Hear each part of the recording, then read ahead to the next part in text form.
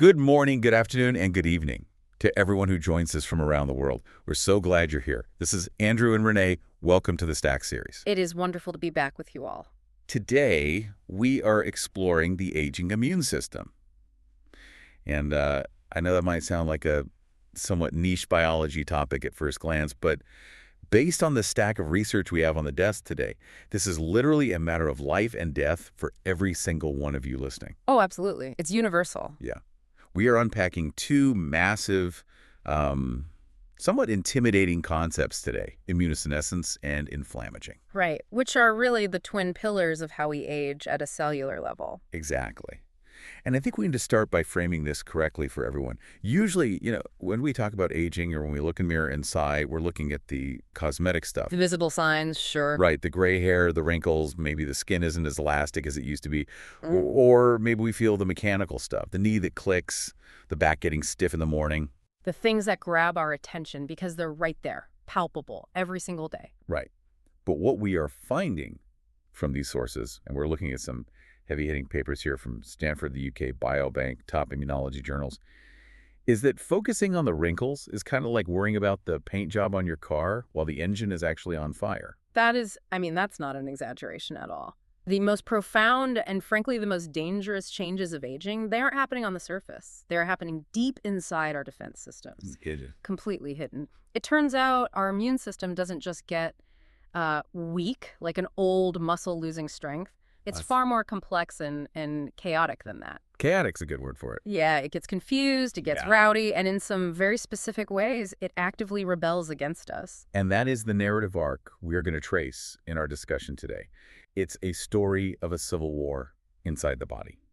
Because the research describes this dual process. On one hand, you have immunosenescence, which is the decline, the rust, if you will. The inability of the body to recognize and fight off new threats like viruses or bacteria in the way it did when you were, say, 20. So the shield gets heavy and the sword gets dull. Precisely. But then on the other side of the coin, you have this paradox called inflammaging. The rebellion part of the story. Yes. This is a chronic, sterile, low-grade inflammation that just simmers in the background of an aging body. It damages tissues, it drives chronic disease, and this is crucial, it accelerates the aging process itself. So it's a feedback loop. A terrible one. You end up in this position where you are defenseless against the outside world because of immunosenescence, but simultaneously attacking yourself from the inside due to inflammaging. Burning the candle at both ends. And before we get into the pure mechanics of this, the rust and the rebellion, I really want to highlight why you, the listener, should care about this right now. We aren't just talking about getting the sniffles more often. The data on what they call immune age is startling. It's a complete paradigm shift in the medical field. Scientists are moving beyond just counting birthdays. Chronological age. Right, chronological age. They're looking at your biological age now. Specifically, this metric called IMAGE. The research indicates that your immune profile predicts your risk of death far more accurately than your cholesterol levels, your blood pressure, or even your BMI. Okay, that is a massive claim. You're saying I could be 50 years old on my driver's license, have perfect cholesterol, hit the gym, but if my immune system is acting like it's 80 years old, then your mortality risk is effectively that of an 80-year-old. Wow. Because this system is the master switch. It controls cancer surveillance, tissue repair, inflammation. If the master switch fails, the whole house comes down. Okay, so if this is the master switch for our longevity, we really need to understand the mechanics of how it breaks. We've structured this exploration into four main parts. Let's lay it out. First, the foundations. Well, What we think we know about the rust in the factory and the schoolhouse of the immune system. Second, the active debate. The rebellion and whether the body is actually doing this on purpose. which is a fascinating debate. Truly. Third, the frontiers. The really exciting science of stem cells, zombie killers, and drugs like rapamycin. And finally, the implications. What this means for vaccines, cancer, and what actionable steps we can take. It is a vastly complex machine, so we really should start where it all begins. The factory floor. Exactly. The factory. The bone marrow. Right. So point number one in our foundations. Now, I think most of us know bone marrow exists, sure, but we don't really think about it as this heavy industrial center. But everything in our blood starts right here, right?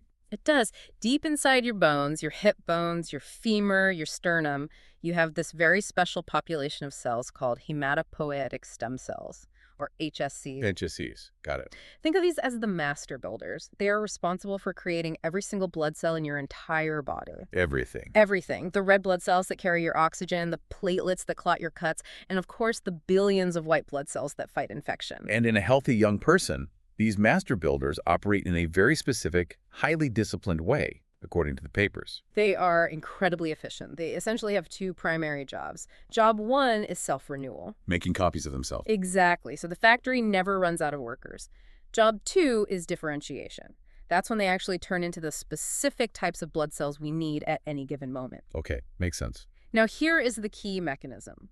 In a young person, these HSCs spend most of their time completely quiescent. Quiescent meaning like asleep. Effectively, yes. Dormant. They are held in reserve, carefully protecting their DNA from metabolic damage, and they only wake up when absolutely necessary to replenish the blood supply.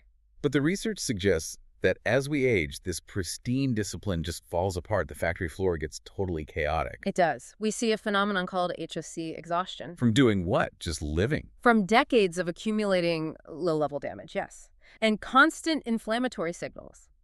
These stem cells, they stop sleeping, they get woken up constantly, they enter what we call active cycling. So it's like a worker that is forced to run a triple shift 24/7 for 40 years. Eventually, something has to give. They wear out. We see DNA damage accumulating in these cells.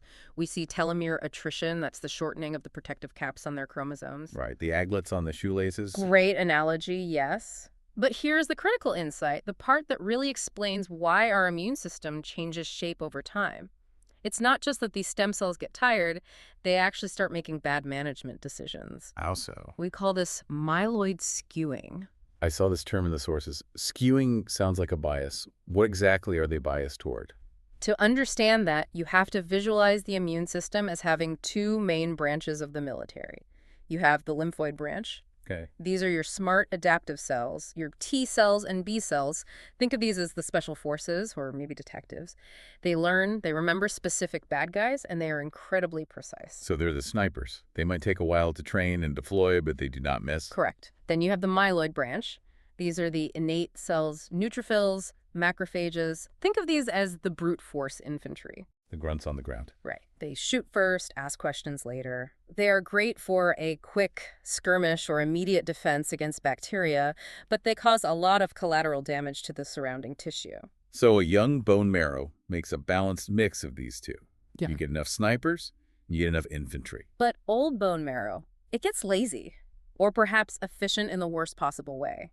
It turns out it is metabolically cheaper and easier to just pump out myeloid cells. Oh, wow. So the factory shifts its entire production line. We get flooded with these generalized inflammatory soldiers, the myeloid cells, and we literally start producing enough of the intelligent adaptive lymphoid cells. That seems like a terrible strategic shift. Yeah. You're basically flooding the streets with riot police, but firing all the detectives who actually know how to solve the crimes. That is a perfect way to look at it. And we know exactly why this happens. It's driven by the environment in the bone marrow itself, what we call the niche. The neighborhood the cells live in. Yes.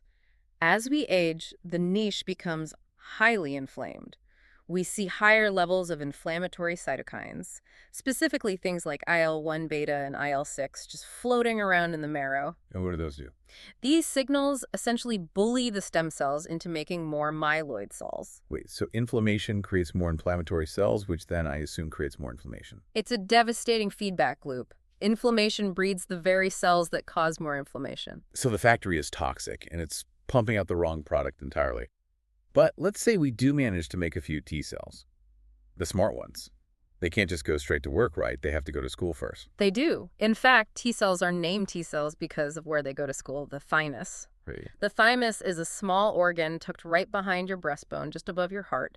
That is their training academy. And I've read through these papers, and this part paints a pretty depressing picture. This is one of the first parts of our body to effectively just retire. It is tragic, really. It's a process called thymic involution. And the shocking thing is when it happens. Yeah, I was surprised by this. We tend to think of aging as something that starts at 50 or 60. Thymic involution starts right after puberty. After puberty. So Effectively, as soon as we reach adulthood, the body decides we just don't need this school anymore. It begins a long, very slow decline. The functional tissue that actually trains these T cells is slowly replaced by fat, adipose tissue. It literally turns into a ball of fat. Essentially, yes. By the time you are 50 or 60, your thymus is a shatter of its former self. It's mostly fatty tissue with very little functional schoolhouse left inside. Why on earth would that happen?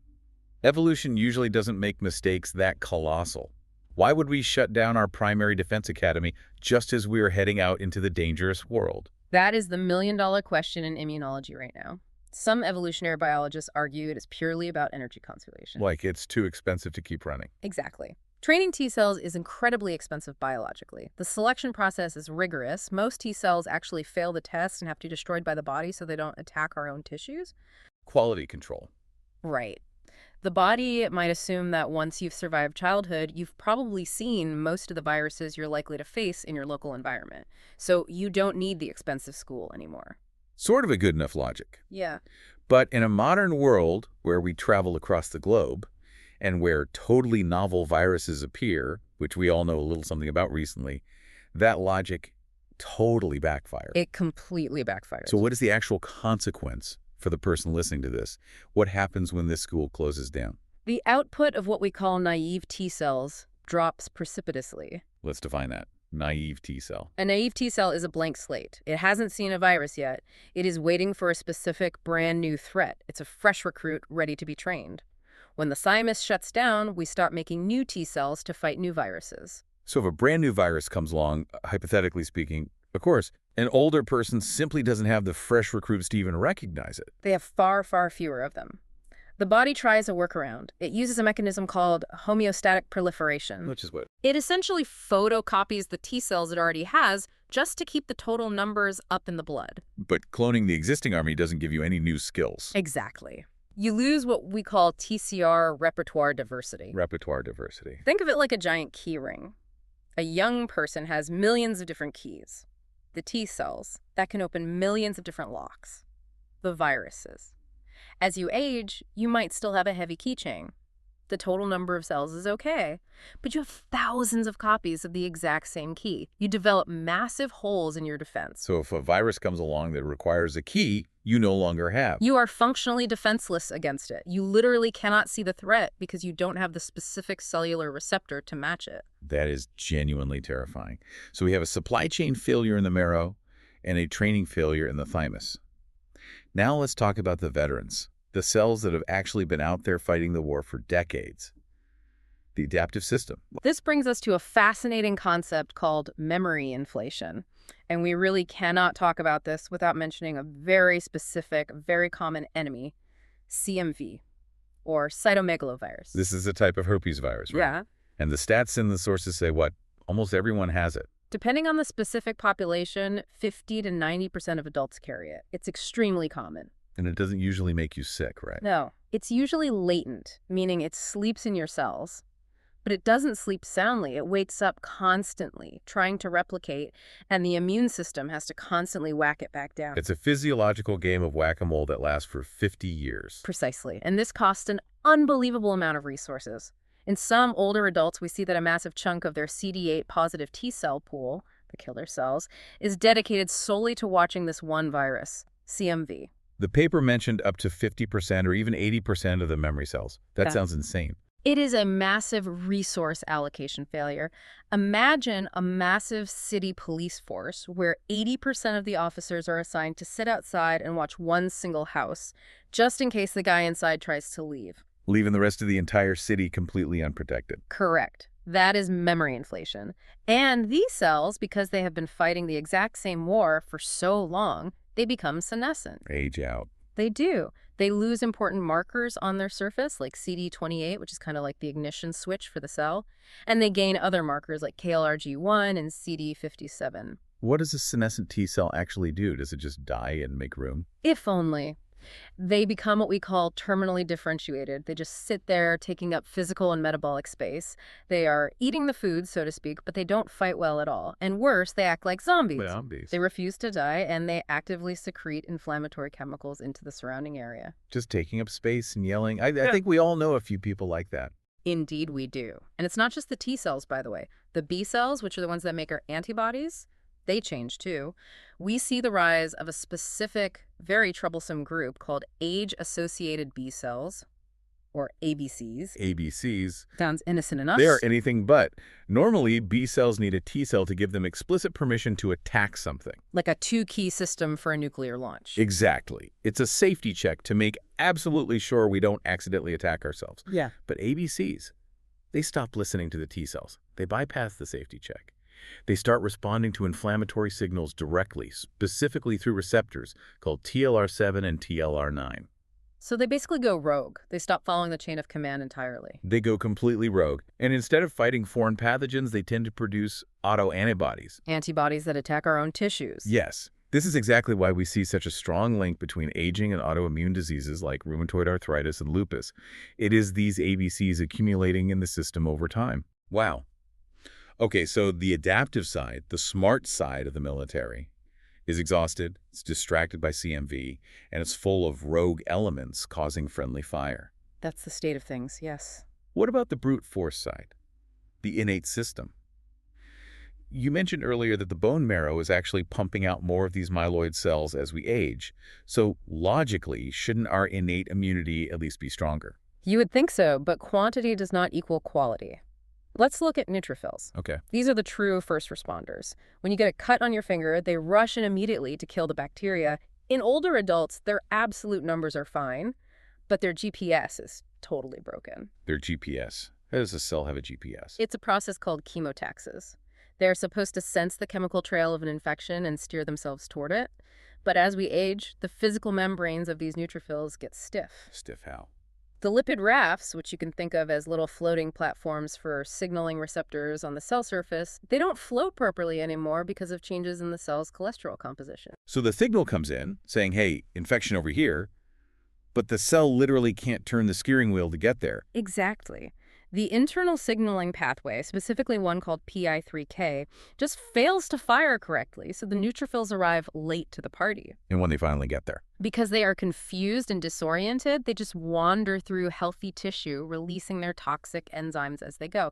They cause massive collateral damage without actually effectively killing the invader. That sounds like a disaster, arriving late and just breaking things. It is. And then you have the macrophages, another innate cell. Their main job is to eat the mess. Bacteria, dead cells, debris. We call it efferocytosis. Efferocytosis, the burying of the dead. Right. Well, old macrophages are terrible at this. They become sluggish and leave dead cells just rotting in the tissue. And I assume a pile of dead cellular bodies just sitting there triggers Inflammation, which brings us right back full circle. It really seems like every single road here leads back to inflammation. Yeah. And I think that transitions us perfectly to our next section, the active debate. This is where the science gets really philosophical. Right. We know inflammation is happening. We call it inflammaging. But the big question in the field is the body doing this on purpose? That is the dividing line right now. Why would evolution allow a system to fundamentally damage itself? Some researchers argue it is just a mistake, a slippage of quality control over time. Just rust. Just rust. But others, and I strongly lean this way myself, view it as an immunoadaptation. An adaptation. How on earth is setting yourself on fire an adaptation? Think about the broader context of an older body. The body is full of damage. DNA is breaking constantly. Proteins are misfolding. Latent viruses like CMV are constantly trying to wake up. The immune system raises the baseline alert level, which is inflammation, to keep everything suppressed. Like a blanket over the fire? It's a strategy to maintain homeostasis in a highly damaged environment. So it's essentially declaring martial law inside the body. Yes. It keeps you alive today, at the ultimate cost of damaging your organs for tomorrow. Okay, let's look at the specific drivers of this sterile inflammation. You mentioned sterile, meaning there's no actual infection driving it. We mentioned the zombie cells earlier. The SASP. The senescence-associated secretory phenotype. That is quite a mouthful. It is. When a cell becomes senescent, usually because of severe DNA damage or cellular stress, it permanently stops dividing. To prevent cancer, right? Exactly, that's a good thing.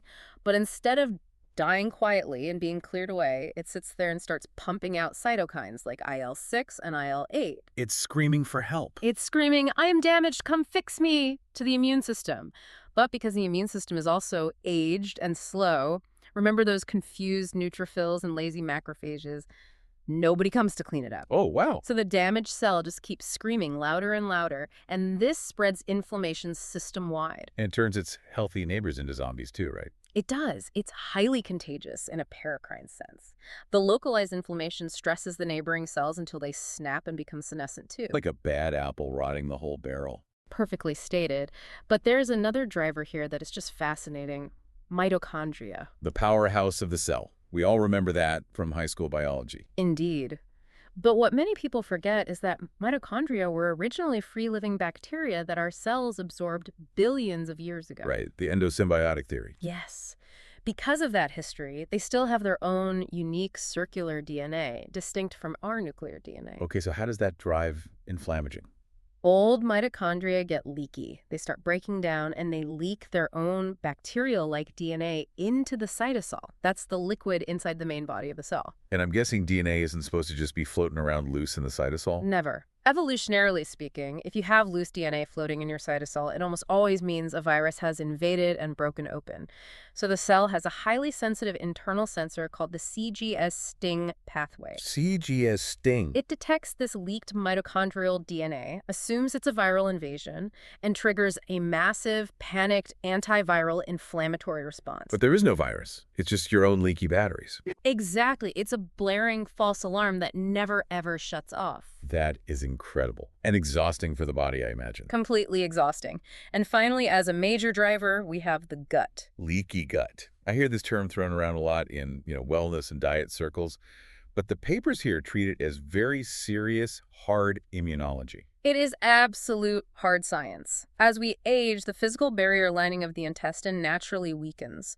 Also, the actual composition of your microbiome shifts dramatically.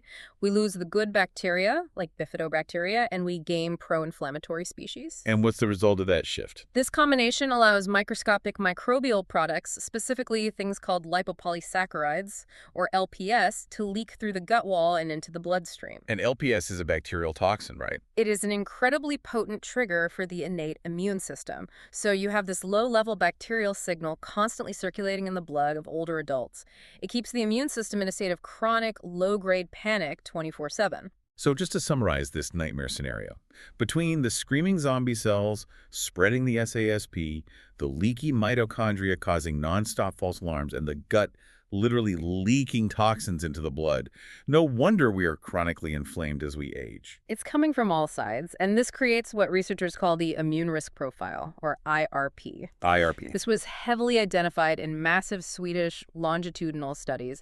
They found that if you have a high ratio of CD8 to CD4 cells, if you are CMV positive, and if you have high baseline inflammation. When martial law state. Right. If you have those markers, your near-term mortality risk absolutely skyrockets. But, and I think this is where the debate part really crystallizes, is the IRP a sign of failure or a sign of success? That is the ultimate nuance here. The people with the IRP in these studies, they're often the ones who actually survive to be 85 or 90 years old. So perhaps this skewed, highly inflamed state was actually necessary to get them that far. A Pyrrhic victory. You won the war, but the whole city is burned to the ground. That is exactly it. It profoundly challenges the popular idea that we should just, quote-unquote, boost the immune system. Maybe you really don't want to blindly boost a system that is already panicking and attacking the body. Right. You don't want to step on the gas if the car is already heading off a cliff. Yeah. You want to steer. Steering. I like that. We need to modulate, not just boost. Steering. That brings us to the most exciting part of the stack. The frontiers. What might actually change everything for us? Yeah. We've spent a lot of time on the doom and gloom, the rust and the rebellion. Now let's talk about the fix. And fixing it has to start with proper measurement. We mentioned IMAG earlier. The Stanford study for Mark Davis's lab. Yes. This is groundbreaking. They tracked a large group of people longitudinally for 9 years doing deep immune profiling. They found that your specific immune configuration is a much better predictor of all-cause mortality than your chronological age or standard risk factors. So you can literally have a 70-year-old walking around with the immune age of a 50-year-old. You can. And presumably, they're living much longer and healthier lives. They are. They are highly resilient. And there is another massive study confirming this approach from the UK Biobank. It's called the Health Span Proteomics Score. Right, I read about this one. They looked at blood proteins. Nearly 3,000 different proteins in the blood tracked across thousands of people. They found an 86 protein signature, including a very important one called GDF15, that accurately predicts exactly how many healthy years you have left. Not just lifespan, but health span. This completely moves medicine from treating the sick to predicting the sickness before it happens. It's the birth of precision geroscience. If we can accurately measure immune age, we can finally test interventions to reverse it and see if they work in real time. Okay, so let's talk about those interventions. What is the biggest one right now? The hottest field is xenotherapeutics. Killing the zombies. Precisely. Senolytics. These are specialized drugs that specifically induce apoptosis, which is programmed cell death only in senescent cells while leaving healthy cells alone. And what's the front runner here? The most famous combination right now is dasatinib, which is an existing leukemia drug paired with quercetin, which is a naturally occurring plant flavanol. They call it D plus Q in the literature. Right. In animal models, specifically mice, if you give them D plus Q, you effectively clear out these zombie cells. And the physical results are stunning. You reverse frailty, you improve heart function, you basically rejuvenate the entire animal just by taking out the cellular trash. Taking out the trash. That really seems to be the underlying theme here. But D plus Q is pretty harsh, right? I mean, dasatinib is literal chemotherapy. It is. It has side effects, which is exactly why there is also massive interest in a parallel category called xenomorphics. Xenomorphics. How are they different? They don't kill the senescent cell. They just put tape over its mouth. Okay. They suppress the SISP, so the zombie cell simply stops screaming inflammation into the void. Ah, okay. And the absolute king of this category is a drug called rapamycin. Rapamycin. If you follow longevity at all, this is the heavyweight champion. It really is. It is the only pharmacological intervention consistently proven to extend maximum lifespan in virtually every single model organism tested, from yeast to worms to flies, all the way to mice. So what is the actual mechanism? How does rapamycin pull this off? It inhibits a specific protein complex inside the cell called mTOR, specifically mTORC1. mTOR acts as the central nutrient sensor for the cell. When mTOR is active, the cell thinks, times are great, food is abundant, let's grow and divide. And when you use rapamycin to inhibit it, A cell is tricked. It thinks, times are incredibly tough, there is a famine, I better hunker down, start growing, and repair my internal systems. It forcefully triggers autophagy. autophagy, self-eating. Yes, the cell starts aggressively recycling its own internal junk. Damaged proteins, those leaky old mitochondria we talked about, Right. It cleans house. This perfectly mimics the molecular effects of starvation or caloric restriction, which we've known for decades extends life. Well, wait, I have a major question here. Mhm. Rapamycin is currently used in transplant patients, right? To suppress the immune system so they don't reject the new organ. That is correct. So why on earth would we give a known immunosuppressant to older people who already have weak, failing immune systems? That is the ultimate paradox, and honestly, it held the entire aging field back for years. High daily doses of rapamycin are indeed heavily immunosuppressive. They physically stop T cells from dividing. There's a but. A huge one. Researchers like Joan Manick found something absolutely incredible. If you take that same drug, but you give it in low, intermittent doses to the elderly, say, once a week, it actually significantly boosts their immune response. It boosts it. An immunosuppressant boosts it. In clinical trials, it improved their immune response to the flu vaccine by 20%. It vastly reduced the incidence of general respiratory infections over the winter. How is that biologically possible? By pulsing the mTOR inhibition just enough, you clear out the exhaustion, you clear out all the accumulated metabolic junk that was clogging up the older T cells. You essentially reprime the system. So the aged immune system isn't just weak or broken. No, it's clogged. It's bogged down by its own waste. Rapamycin clears the clog. That is fascinating. So it's not about suppressing or boosting in the traditional sense. It's about restoring metabolic efficiency. Exactly. It restores the youthful baseline. And there is one more major frontier approach we need to cover: rejuvenation via cytokines, specifically interleukin-7, or IL-7. Now, earlier we talked about IL-6 being the bad guy, causing the myeloid skewing.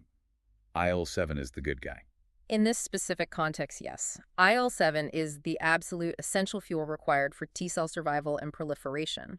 As we age and the thymus shrinks, IL-7 levels drop. Starving the T cells. Right. But clinical trials with a synthetic recombinant drug called CYT107, which is basically just a stable form of IL-7, show it can artificially expand the pool of T cells in older patients. Including the naive ones. The fresh recruits we desperately need. Yes, including the naive pool.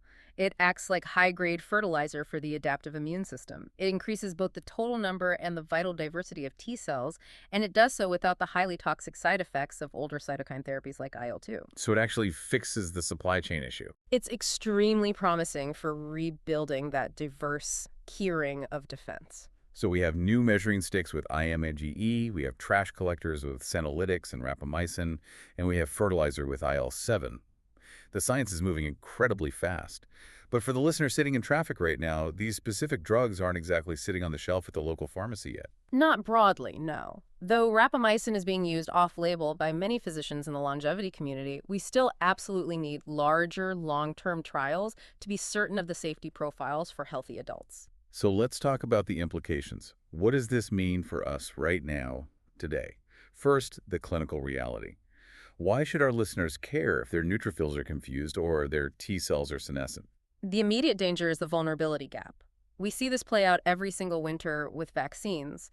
Standard flu shots often just do not work well in people over 65. And now we know why. Exactly, because of everything we just discussed. They have no naive cells to recognize the new vaccine strain. Their germinal centers in the lymph nodes are failing. They just don't mount a response. So if you're older, you might need a different strategy. Absolutely. You should ask your doctor for the high dose or adjuvanted vaccine. You need a much louder chemical shout to wake up that aging, sluggish immune system. That's incredibly practical advice. And then there is cancer. Yes. We normally think of cancer as purely a genetic accident, a random mutation. But the stack of papers today strongly suggests it's actually an immune failure. Cancer cells appear in all of our bodies, all the time, even when we are young. But in a young person, the immune system easily spots them. It's called immune surveillance. The T cells find the rogue cell and quietly kill it before it becomes a tumor. But in the elderly, In the elderly, the snipers are exhausted. The police force is completely distracted by CMV. The neutrophils are lost. The cancer cells simply slip through the cracks. Aging is the #1 statistical risk factor for cancer, primarily because of this profound surveillance failure. okay, that is heavy. But let's pivot to the actionable science, lifestyle as medicine. Because the papers are very clear that we can actually modulate this entire system without waiting for new drugs. We absolutely can. And the most potent, scientifically validated drug we currently have access to is exercise. But not just for losing weight or looking good. Not at all. Exercise is a profound immunological event. When you contract your skeletal muscles during exercise, they literally release chemical messengers into the blood called myokines. One of the primary ones is actually IL-6. Wait, IL-6, that's the bad guy cytokine that we've been blaming for everything. Which is incredibly confusing at first. Chronic low-level IL-6 from senescent cells is terrible. But when your muscle releases massive amounts of it transiently during exercise, it acts entirely differently. It spikes high and then crashes rapidly, and that specific dynamic spike triggers a massive anti-inflammatory cascade system-wide. So context is everything. Yes. Furthermore, exercise induces a physical process called demargination. Demargination, what is that? Normally, a large portion of your immune cells are just stuck to the inner walls of your blood vessels. They are margined, hanging out, inactive. When you exercise, the sheer physical force of the increased blood flow literally shears them off the walls and forces them back into active circulation. It redeploys the army. It shakes the tree, it gets everyone moving, and crucially, regular exercise heavily induces autophagy in your immune cells. It forces them to clean themselves up. It effectively acts as a natural senolytic. So going for a hard run is biologically similar to taking a dose of rapamycin. In many of the downstream molecular pathways, yes, it is. And then, of course, there is nutrition. We talked earlier about caloric restriction extending life. It works entirely through the same pathway as rapamycin, mTOR inhibition. Eating slightly less or practicing time-restricted feeding gives your cells a necessary break from constant growth signals. It allows them to shift into repair and autophagy mode. And what about specific nutrients? Any magic bullets? No magic bullets, but critical raw materials. Zinc and selenium. We mentioned earlier that natural killer cells fail as we age, largely because of subclinical zinc deficiency. Which is common. Extremely common in the elderly due to poor absorption. Correcting it can literally restore the killing capacity of those cells. And then there are omega-3 fatty acids. Fish oil. Right. They are the direct chemical precursors for molecules called specialized pro-resolving mediators, or SPMs. SPMs. These are the signaling molecules that actually tell the immune system, okay, the infection is clear, the war is over, turn off the inflammation and go home. In aging, we are terrible at turning off the inflammation. Omega-3s help flip that switch back to off. Fantastic. And finally, the big one, sleep. Sleep is when the trash is taken out, literally. The glymphatic system in the brain clears out amyloid plaques and the immune system resets. But look at it from the other side. Sleep deprivation perfectly mimics accelerated aging.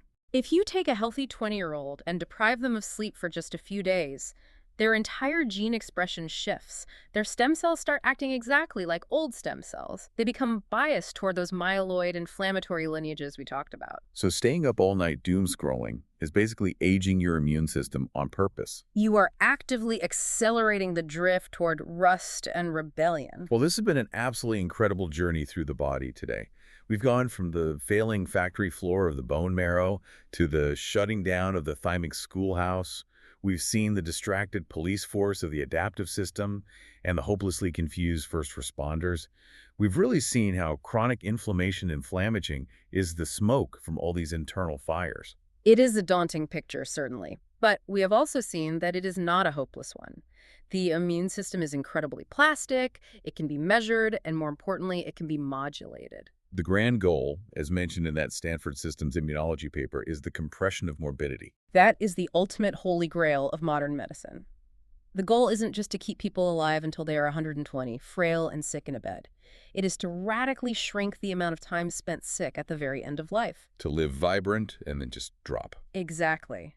And if we target the aging immune system, if we successfully treat inflammaging at its root, we aren't just treating cancer or heart disease or Alzheimer's individually, we are treating the shared root cause of all of them simultaneously. It's essentially a unified theory of health. Precisely. By fixing the master switch of the immune system, we fix the whole machine. Before we wrap up, thank you to all our partners, sponsors, and scholars who made this podcast and the research possible. We're truly grateful for your support. And to our listeners, thank you for being part of this journey with us. We hope you enjoyed today's discussion. If you did, be sure to subscribe and support us in Patreon. And of course, you can write to us in comments if a specific topic needed to be covered, which help us all to grow. Until next time, stay curious, keep learning, and let the search for wisdom guide you forward. Have a great day.